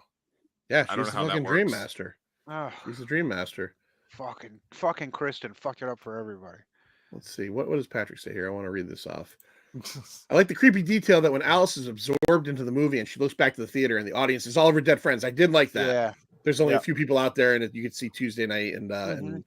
and the rest of those that crew. That was actually a really good looking scene because she got pulled in and it was like black and white or sepia toned or whatever, and like it was a really good looking scene. It was Yeah. really cool looking. And So then she meets older Alice in the cafe. Yeah, that was. right. I don't want Yeah. to be here forever. I like that Yeah. line. You're like, Yeah. oh fuck, that's her. Like that was pretty rough too. There's some good, we'll get to it overall, but there's some really good moments. Look, okay, so we're gonna rate it. Are we? We're gonna rate it in a little bit, but in all honesty, I'll just say it now because I just feel like it has to be said. Yeah. This movie is not great. I enjoy this movie infinitely more than part 3. Like Dream Warriors, I enjoyed watching this one more than part 3. We can get to that in the end, but I'm sure some people are going to yell at me. I know I think Notkin said it. This is the first one he saw, but I think he's more of a Dream Warriors fan. But I think Patrick said it's his favorite. I think. Yeah. Well, I'm not going to say it's my favorite, but I'll go with you, Patrick. It's got a lot of fun stuff in it because I think this is where they really just kind of like dove into the concept of, okay, we're not going for hard horror anymore, which is what we did in the first two. You know what they dove into, John? They realized that Freddy is their hero, right? Not their bad guy. He's not their villain anymore. Like kids started rooting for Freddy, and they were smart enough to realize it. They said, "Shit, this guy." These filmmakers came from a time where everybody rooted for the victims to get away, and oh my God, please kill the fucking kids in the 80s were like fucking Freddy. Yeah. So they were like, you know what? Let's make him still kill people, but he's the good guy now. He's our fucking protagonist. He's like our this is where they realize it. This is where they realize that he was the fucking breadbasket. Like he's the money getter. This was the first year, not the only year. This was the first year that, like, let's say the big three, the McDonald's, Wendy's, and Burger King of horror, Halloween, Friday the 13th, and Nightmare had a movie come out in the same year. This 88. is 88. 88. So Halloween this 4, was Halloween 4. Yeah. Yeah. Nightmare 4, and Friday 7, I believe. 7. And I think Yeah. it happened again in the next year. I think it was Halloween 5, that terrible piece of shit. Oof. Stu says it's a treasure. Nightmare 5, I believe, and Friday, the wonderful Friday. It can't possibly. You're the son of a captain. It can't possibly even be a hot take to say that Halloween 5 is much better than this movie that we're talking about. Oh, good Lord, it's not. Good Lord, it's not. Halloween 5 is so bad, Stu. It really is bad. Oh, It's all bad. right. With those cops with their fucking Looney Tunes. Yeah, that's the worst part. music. That's the worst part. That's the unquestionably. Yeah, I remember seeing it in the theater and be like, "What?" I can't remember who I was with, but I was like, "What? What is that?" and not only Stu and I did an episode on I don't know if it was on Patreon only, but we did an episode on this thing. It was actually a regular episode, I believe. And not only do they get that goofy music, but they're also like the Bowery Boys, like, you know, hey, they're in Haddonfield and like, oh, what are you doing here? Hey, Hey. I kept expecting like them to do like a Buster Keaton routine, like one's kicking his hat, like like it's blowing away, and like it's a hard knock life for us. What's There are happening? a couple of British chimney sweeps that happen to be cops. Listen, Halloween 4 is not even very good, but for me it's sentimental because I was, a teenager and it was the return of Michael Myers, so it just holds a sentimental value, but it's not a very good movie. We discussed it. You did it like maybe the year before the pandemic. You did Halloween 4 and 5 in the same night. And I hadn't seen 4 in years, and I was pleasantly surprised at how good 4 was. And then I was like devastated how bad 5 was. Yeah. 4 is still the worst mask of the fucking series, though. Like, yeah. As far as masks, it's like, oh my God, how did you guys go so wrong? And then there's that one scene where the hair is bleach blonde. Like, right at the school. I'm like, whoa, what happened? Like, I figured Stu probably thinks it's because there's multiple Michael Myers, just like there's multiple Jasons. The triple M theory. So Eric says he loves 1, 3, and 4, but this is my number 3. Used to be my number 1. All right. Too many. There's way too many numbers in those sentences. There's a lot of numbers there. Yeah. Dream Warrior and Dream Masters. Eve says were fun and entertaining. And let's see. Halloween 4 at least has the right atmosphere. It's not great, but it feels like a great movie if that makes sense. Yeah, it makes sense. No, it does. It does. Patrick says Hellbound was 88 as well. Oh fuck yeah, he's right. It is. Yeah. Yep. Yeah. So we got the big foursome there. Yeah. And there is only one Freddy though. Yeah. Don't let Stu start with the multiple Freddys theory. Don't let. I don't know. They look a little different in every one. Well, let's be real about it. The Freddy in Part 2 totally breaks every rule that we have established from 1 beyond. Yeah. Right. That's a body possession movie. That's not a nightmare movie at all. Not at all. But it's still better than this. But New Nightmare for the win, Holly says. And I again haven't seen that in so long. Yeah, I've never seen it. I haven't seen it in so long. That's so weird that you've never seen New Nightmare. Yeah, I just gave up on this. I'm not even positive I saw the next one. Honestly, I'm not positive I saw 5. I'll tell you this right now. So as a kid, I got into these movies from 4 and then worked backwards, and probably at the time hated 2, liked 1. I probably loved 3 at that time. Yeah. I haven't seen it in many years. I remember hating the next one.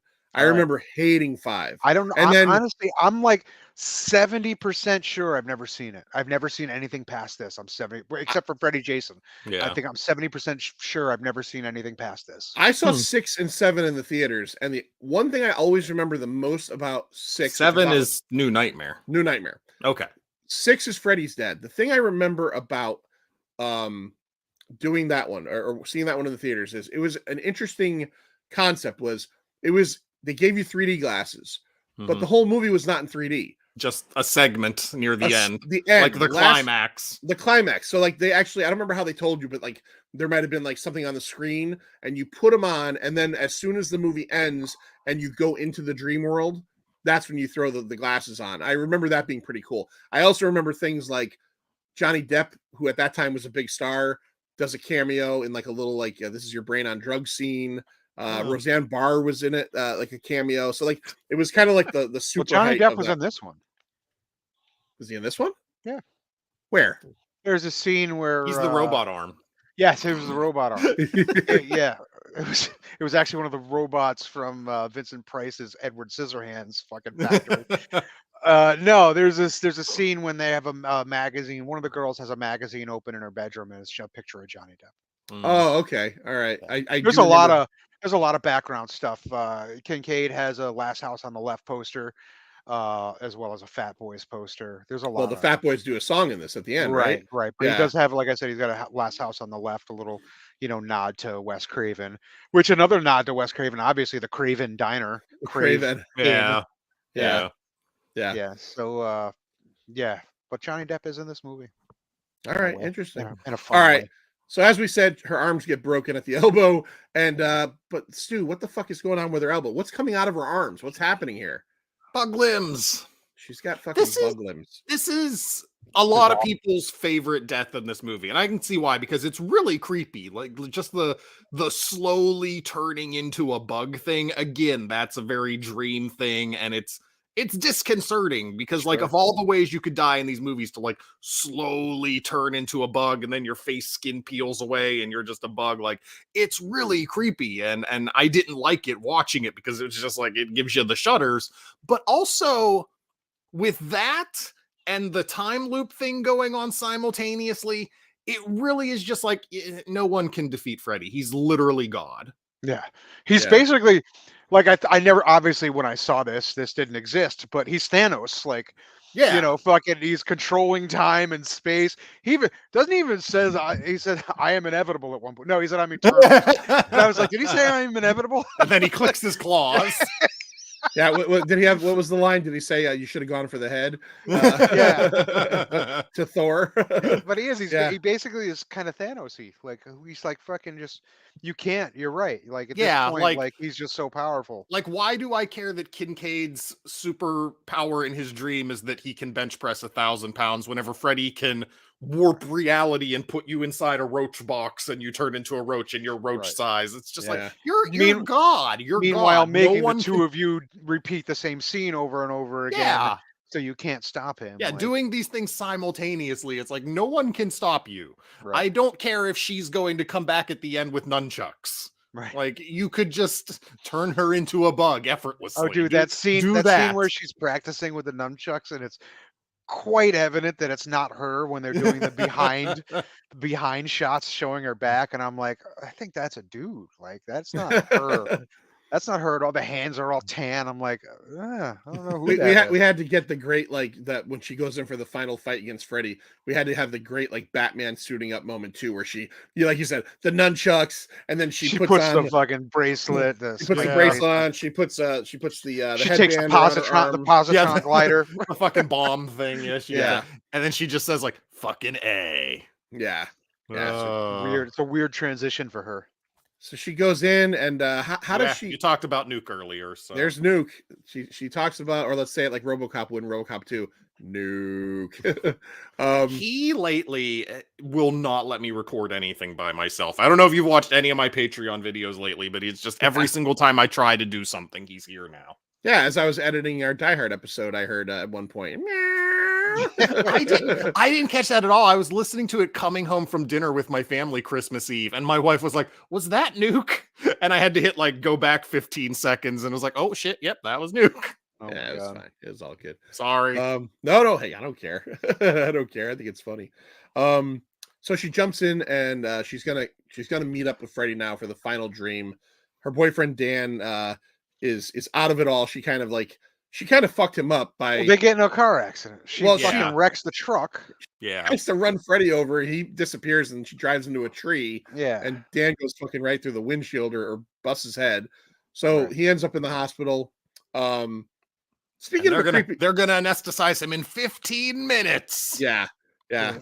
And we speaking of a creepy moment we passed by a little bit was I like the Robert Englund as the nurse moment when he's just in drag as the school nurse and he kind of turns around Yeah. and it's just got the little laugh and like the I want to fucked up draw teeth. some blood. Yeah, I like that. So she goes in and they end up in Stu. Where are they? They're fighting in like a church, right? At the end. I don't recall, but Look, sure. church. Let's go I think with there was the some church. stained glass. So Yeah. Yeah. Stained glass it's got to be a church with stained Right. glass. so- Freddy's house might have stained glass in this movie. You know how these horror movie houses change. Oh yeah. So they basically have a big battle at the end. and it's not necessarily going Alice's way. But what does she finally figure out, Larry? Like, how do you defeat Freddy? What has to happen? You have to show him his reflection. Right, which we've never talked about before. Because Freddy is fucking Mumra all of a sudden. You've just gotta make some kind of a new rule. And the new rule in this movie is she remembers the Dream Master nursery rhyme or whatever, and then she shows him his reflection. And we get again another cool scene in the movie when the arms start shooting out of him and tearing at his flesh. All the souls start fighting back, and it's cool. It's a cool scene. But she kills Freddy again. He's dead. Again. Did Freddy die again? Tell me what happened in here. Tell me what happened. Did Michael kill? Did Michael kill again? Did Freddy kill? Did Freddy kill again? There he is. Yeah, so she shows him the reflection, and that just fucking, it just brings, that's creepy, man. That's creepy. And all of a sudden, all the souls of his prior victims just fucking come right out. Earlier in the film, Holly did mention, and we didn't talk about it, Freddy does eat some of his victims' souls as a pizza. Larry, you don't like that scene? No, it's so stupid. Oh, Rick, my little meatball. Shut up. This is. I mean, Stu said before. I'm really surprised that you've never seen any more of the Nightmare. I fucking hate the wisecracks. Like, I fucking can't stand it. Like, it's just so cheesy and silly to me, and that's why I stopped. I was like, I'm done. Are you aware that in, I believe, the next movie, though it might not be, Freddy plays Nintendo? No, I'm not. Thank God I get to watch it now. I'm 90% sure that's 6. Okay. Well, it'll I didn't know coming which up. one. I think that's how he kills. What's his name? Breckenmeyer is like the surfer kid, and I think he kills him in a Nintendo game. I think I could be wrong. And by the way, Eric, you said you can't watch any of the Nightmares after this, buddy. You're watching all of them. You're gonna be here with us. So if I got to do it, you got to do it. It deterred Holly from pizza for a while. She was worried the meatballs would be souls of victims. Oh, Rick. She didn't eat salad for fucking months after watching the slugs. I don't blame her on that. That was so fucking gross.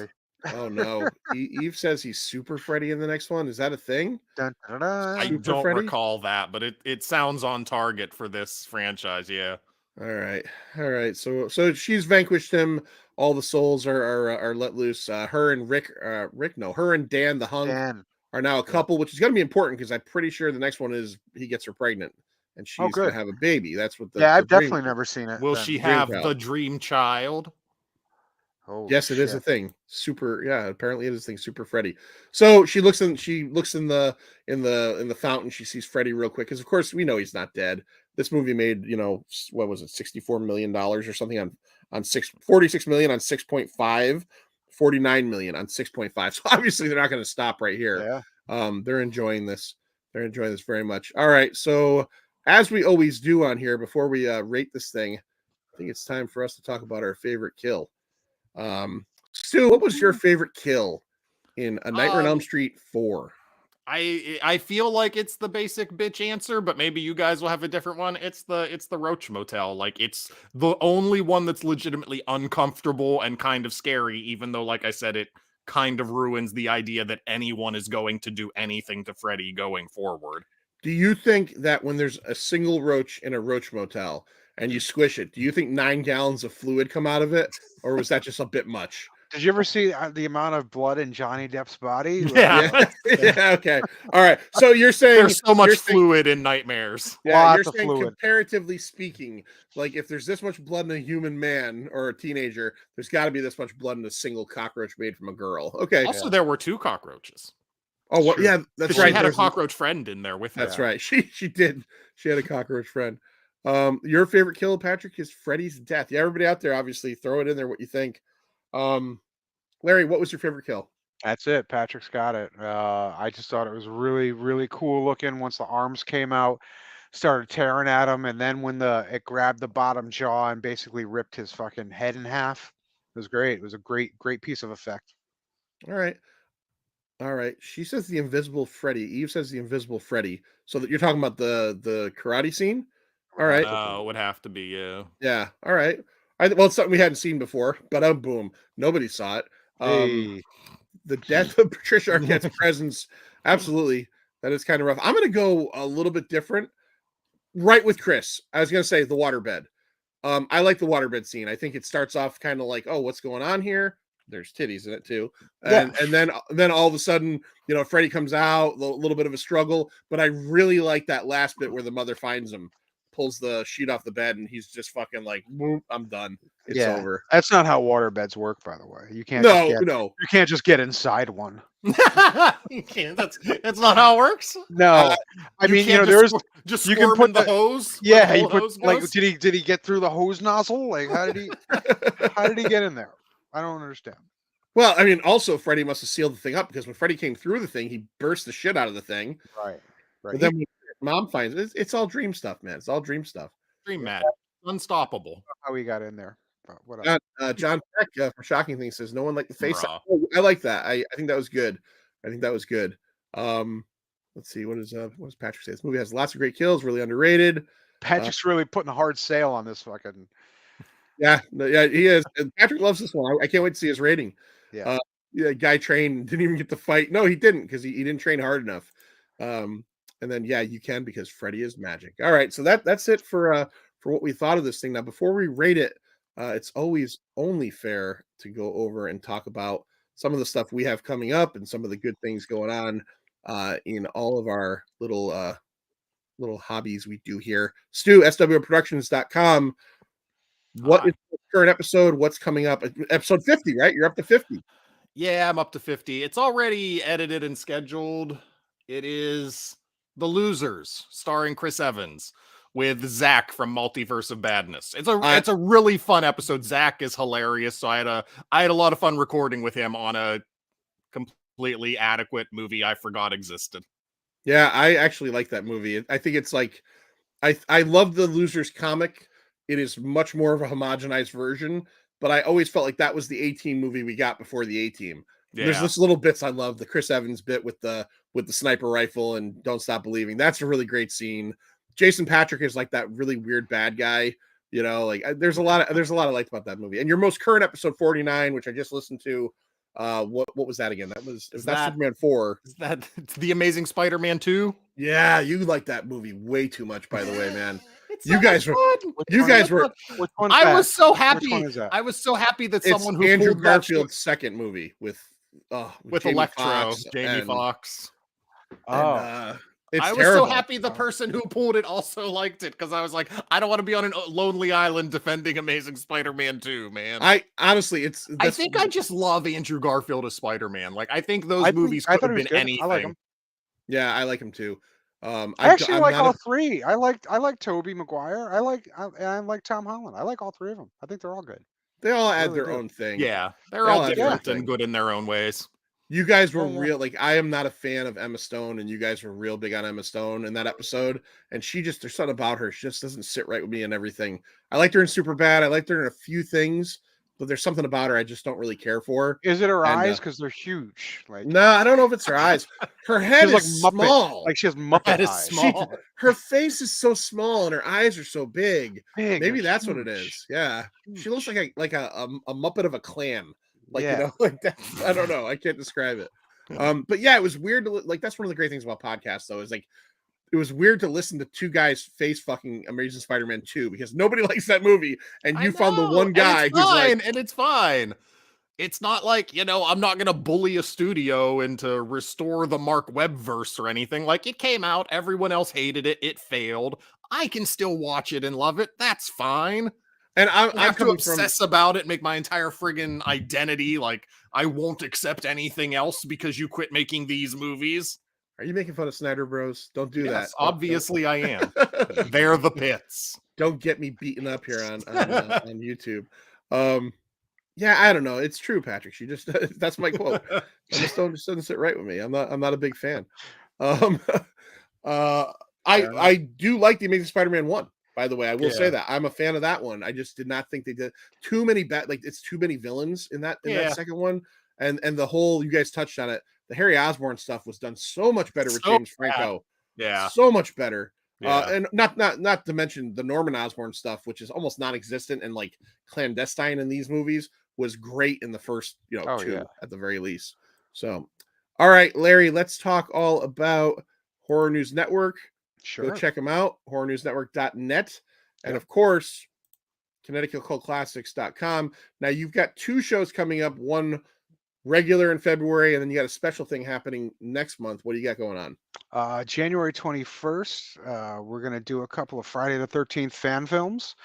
As you know, anybody who knows, there hasn't been a Friday the 13th movie, and I don't know, since the remake, when was the remake? Like, 09. yeah, because of legal battles. So during that time, a bunch of young hustlers made their own Friday the 13th movies. There's a ton We of Friday did the an 13th fan episode on films. 2 of them. Yeah, Yep. there's a ton of fan films. Some of them pretty darn good.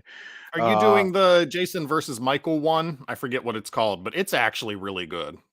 No, I don't think so. Okay.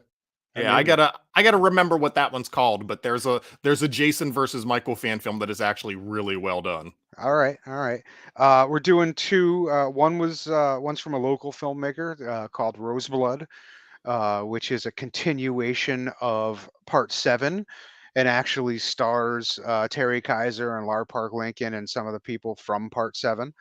And then we're also doing Vengeance 2 Bloodlines, which is a continuation of Part 6, and again has C.J. Graham and Tom Matthews, some of the people from Part 6, as well as Darcy the Mail Girl from Joe Bob Briggs. So yeah, we're going to do from other things too, and from a lot of other things. She's got a lengthy resume. So yeah, those will be January 21st at the Strand. Tickets are on sale. You can grab those. And then, like you said, back to sort of normal business in February 18th. Since it's so close to Valentine's Day, figured we'd better do 2, heartfelt Valentine's movies. So we got Frankenhooker and My Bloody Valentine. I am so psyched for that one. My Bloody Valentine it was a lot of fun. I'd never seen it before you did it on the watch party. I'd seen the remake, funnily enough, because I was a Supernatural fan and Jensen Ackles, and I actually liked the remake, but the original is great. The original is so Canadian. Oh, yeah. And Frankenhooker was like your second watch party that I saw. Yeah. And honestly, I remember going, "Oh God, fuck it! I've heard of this movie. This is going to be the pits." It was one of my favorites that you shown.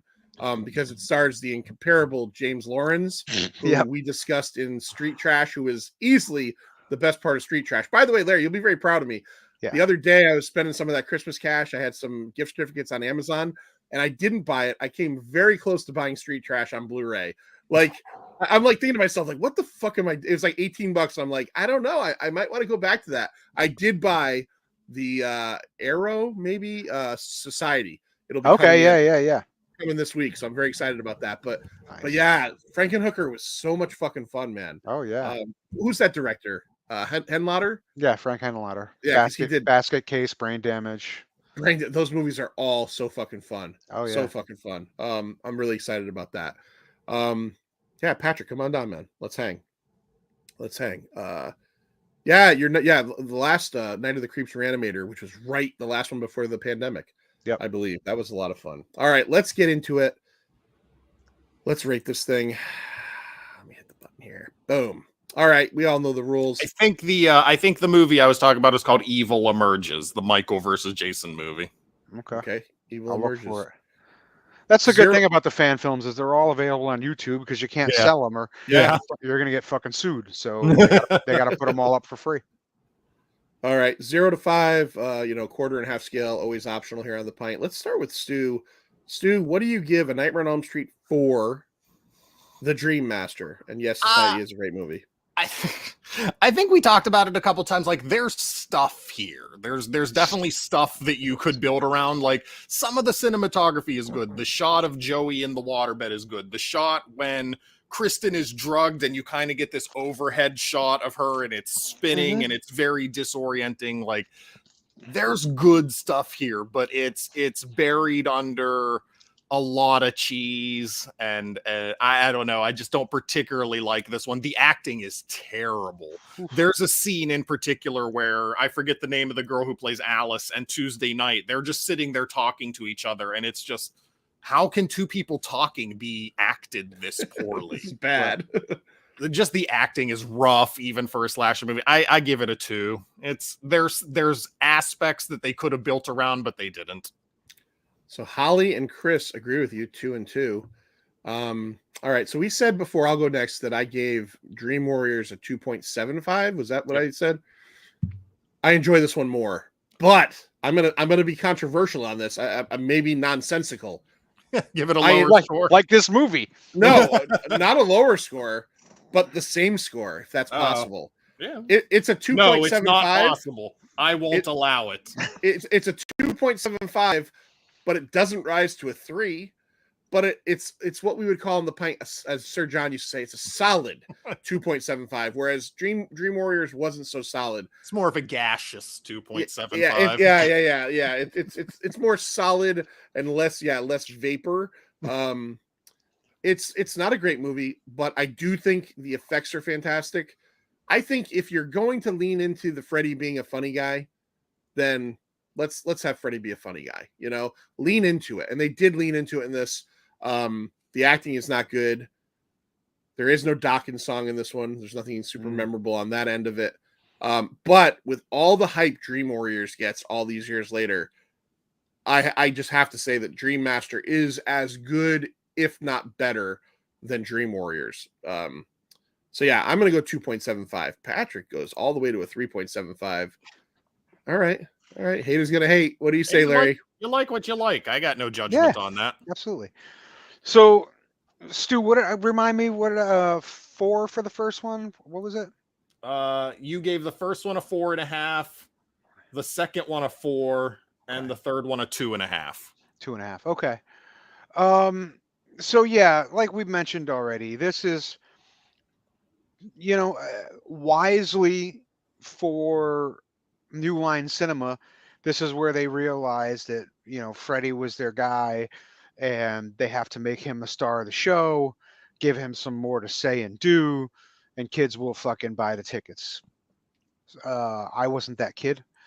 I don't like the one-liners. I think they're cheesy. This is the reason why this was the line. Again, 70.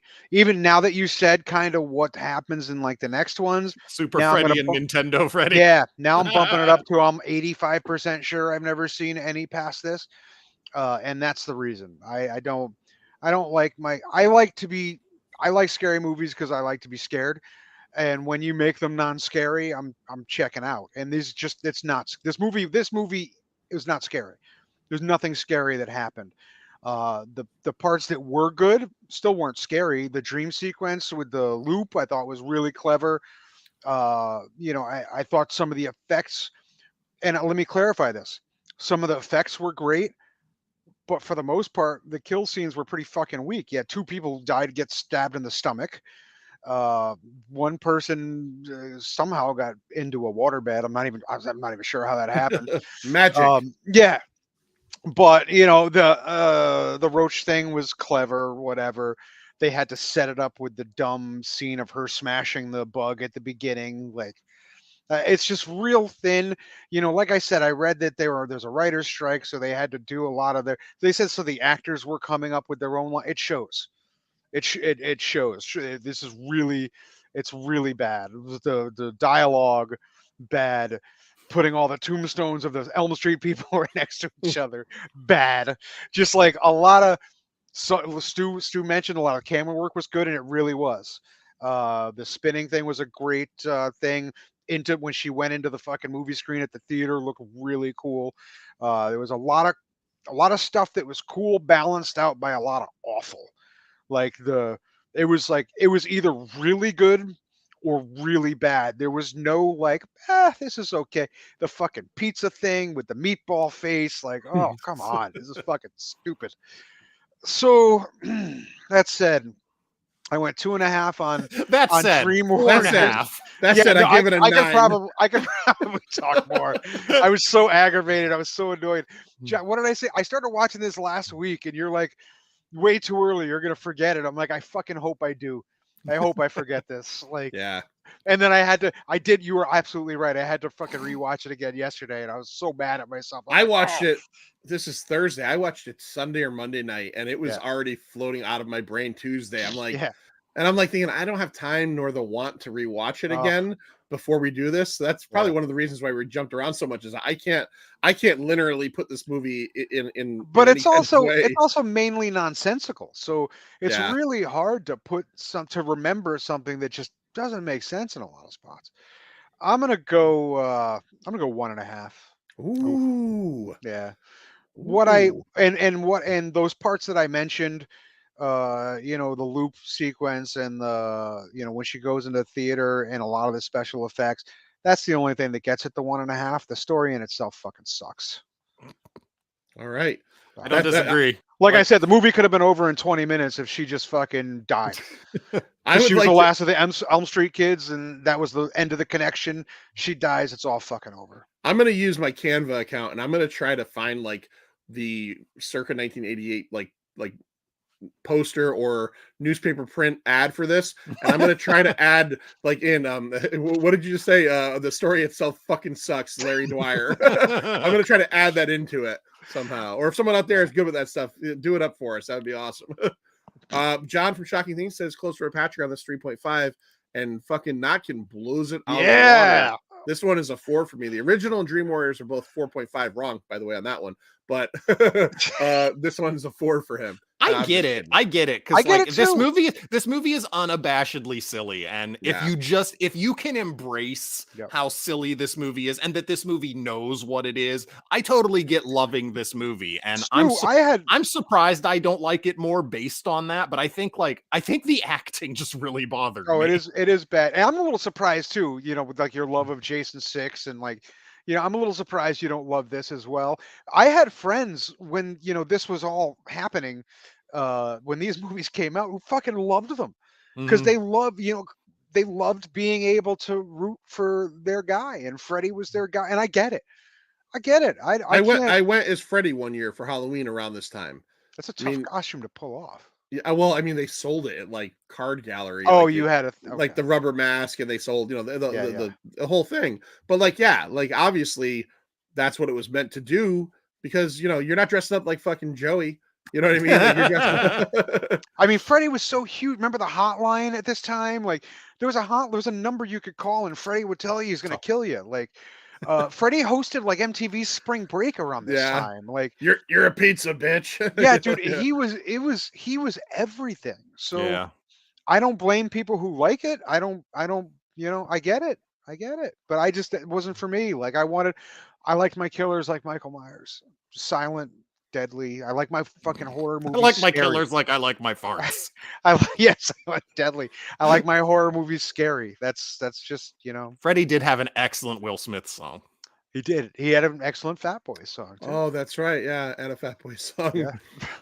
All right, so that's it for part 4. We will do part 5 much sooner as we get into. I think the numbers are just gonna drop, aren't they? Oh, probably. Well, Eric even said I'm not watching any more of these. So you gotta, Eric. You gotta. I have not seen 5 or 6 since I was like single digits years old. Watch me give 6 like a 4.5. I certainly can say I remember hating 5 and not thinking 6 was terrible. I think 6 is much more gimmicky and fun than 5 is. I think I remember 5 being kind of like really drab and kind of a downer, but it's been so long. But luckily, like when we started this last year, I bought the 7 Blu-ray set off of Amazon for like $18. So nice. Whatever. It's a good set. It's a good set. Yes, thank you, Holly. Send that to me. I will work on that later. So until we can do this again in 2023, Happy New Year to everybody. I hope everybody had a great holiday season. Patrick is a huge Elm Street apologist, says even 5 is pretty bad. We hope you guys all come back again. And the plan is we're going to go back to Facebook as long as I don't apparently repost that picture again, which never happened. So, guys, anything else? Nope. I got nothing. See ya. You're a pizza.